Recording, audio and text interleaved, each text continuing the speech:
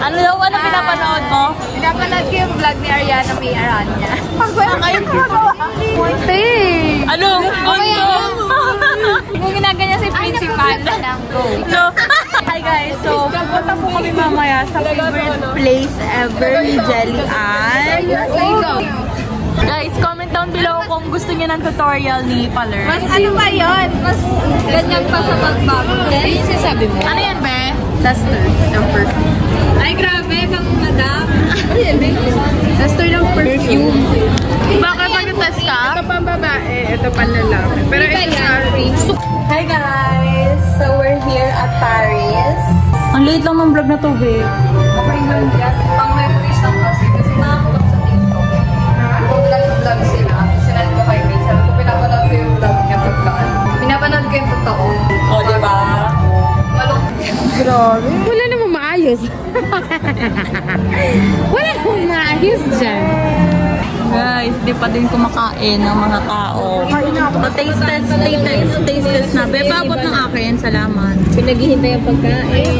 Hi guys, so taste test. This is cream cheese with cinnamon bread. Ito ay for something. Play! Taste test. Honey meal.